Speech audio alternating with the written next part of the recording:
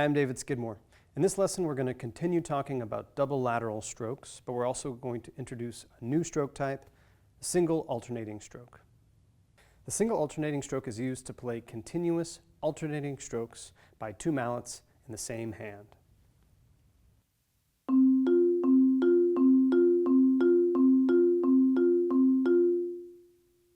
With single alternating strokes, a separate wrist turn produces each note, and each note prepares the next note.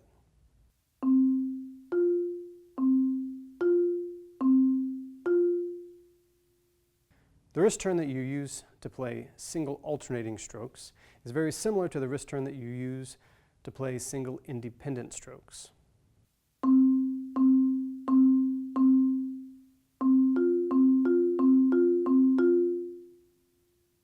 The big difference is that you'll recall that when you're playing single independent strokes, you want to keep the mallet that's not playing as still as possible.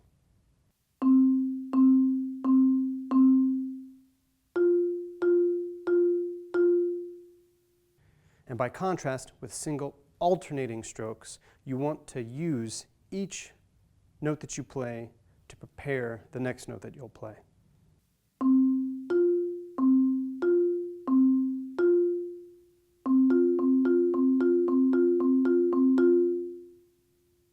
We're still going to be thinking about the piston type stroke that we've been talking about from the very first lesson.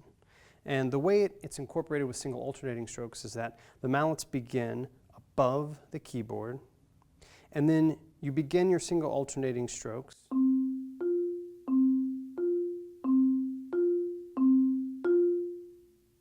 And when you're done with the single alternating strokes, the mallets go back to their resting position above the keyboard. Let's also talk about the differences between single alternating strokes and double lateral strokes. You use single alternating strokes when you've got 4 or more alternating notes by two mallets in the same hand.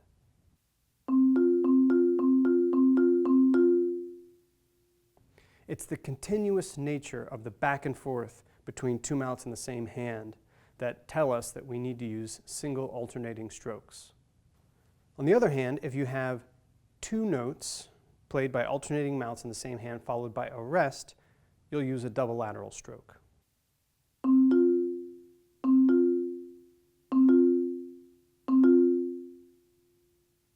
Warm-up number 1A gives us a great chance to practice the difference between single alternating strokes and double lateral strokes.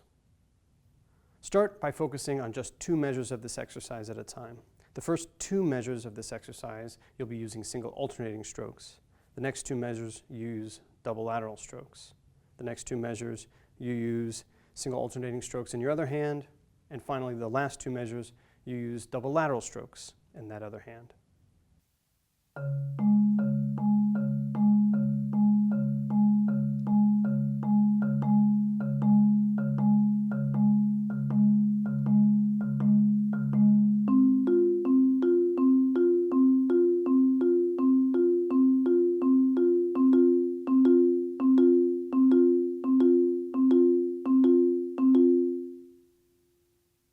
By the way, don't forget to check out that key signature. You have 4 flats in the key signature for this lesson.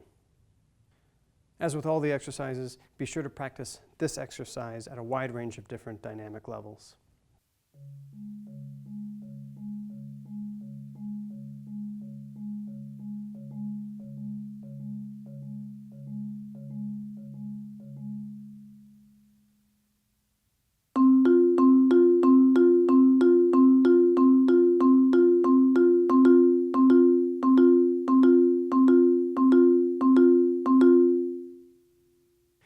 In warm-up number 1B, you play the exact same pitch content that you're playing in warm-up number 1A. The only difference is that now you're combining your 2 hands. So although the written rhythm looks a lot different, if you pick the exercise apart, exercise 1B is essentially exactly the same as exercise 1A. You start off by playing single alternating strokes in both hands.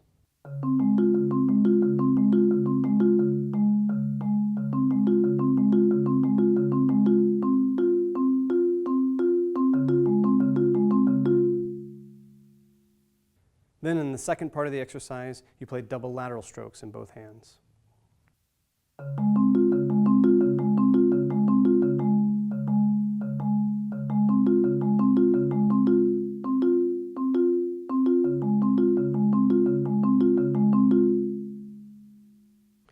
You should feel free to practice the exercise in the exact way that I was just demonstrating it.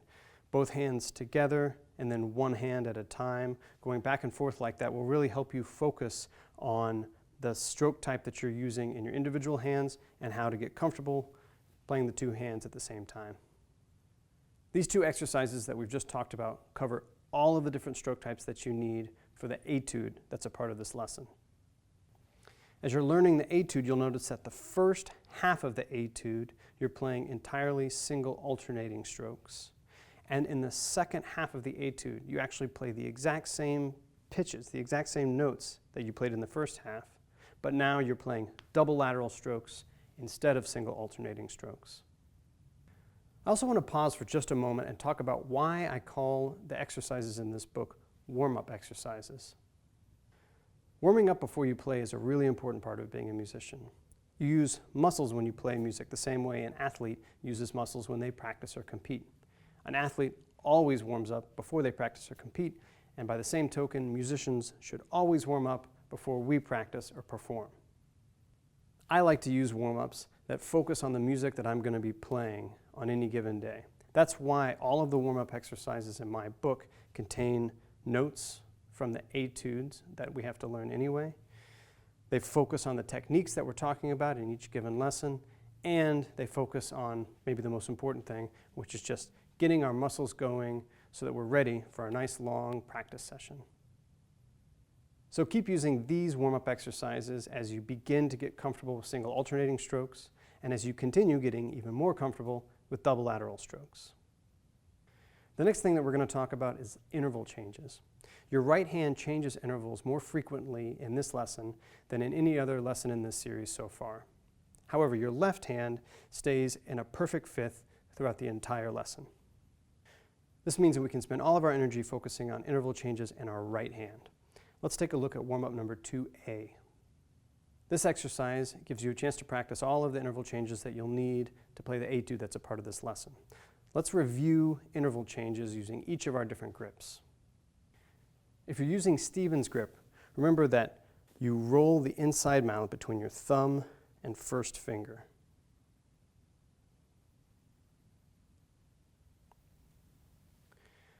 Now, one common tendency with Stephen's grip is for tension to start to creep into your hand as your intervals get wider. A great way to avoid this tension is by periodically resetting the contact point between your thumb and your first finger. So if I started a more narrow interval like this, I might get to a medium interval and then reset the contact point between my thumb and first finger before stretching out to a wider interval. By resetting the contact point between my thumb and first finger, it allows my hands to stay more relaxed as I'm playing. And it doesn't impact how quickly I can change intervals either.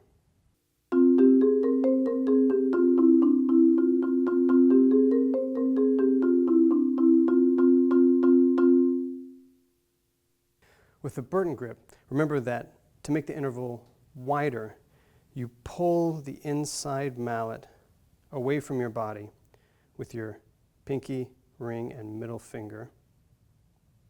And to make the interval more narrow, you push that inside mallet towards your body with those same fingers. Also notice how with the Burton grip, as you get to a more narrow interval, your first finger comes out from in between your two mallets. And as the interval gets wider and wider, that first finger curls under your hand. And finally, let's talk about interval changes with traditional grip. To change intervals with traditional grip, use your thumb and first finger to push outward. That'll make the interval wider. And then your pinky, ring, and middle finger can push the mallets closer together to make the interval more narrow. Now let's try warm-up number 2A.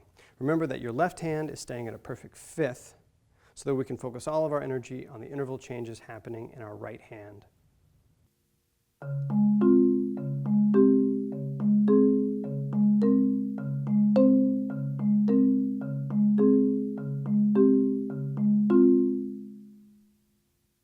When you've spent some time on exercise number 2A, move on to exercise number 2B, which uses the exact same pitch content, the same notes, but in a pattern that reflects the music that you'll be learning in the Etude.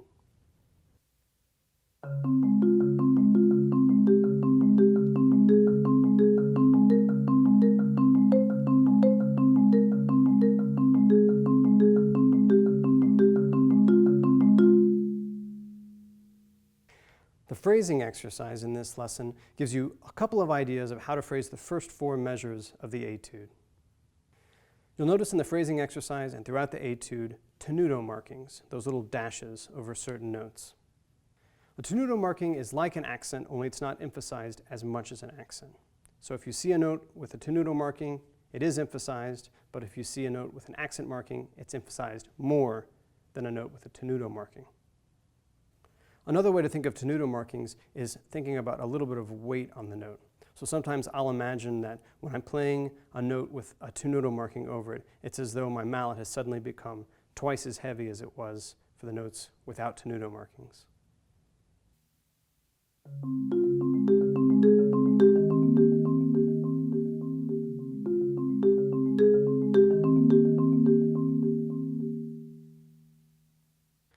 Tenuto markings, like accents, are relative to the printed dynamic.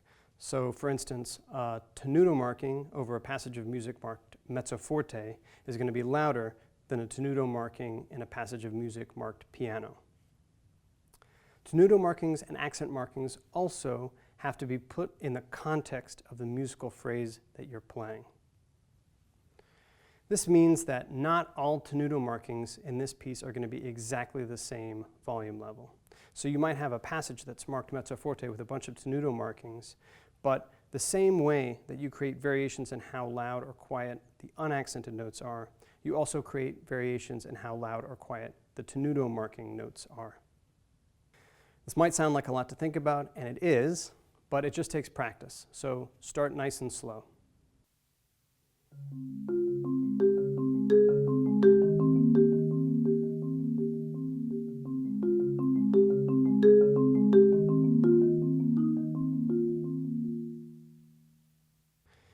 When you first start thinking about tenuto markings or accent markings within the context of a musical phrase, it requires a lot of concentration because you're really trying to make sure that every note is exactly the right volume level.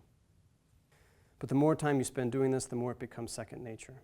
So don't worry if in this lesson you never get to the point where you're really comfortable playing tenutos in the context of a musical phrase, because we'll spend plenty more time talking about this throughout this lesson series.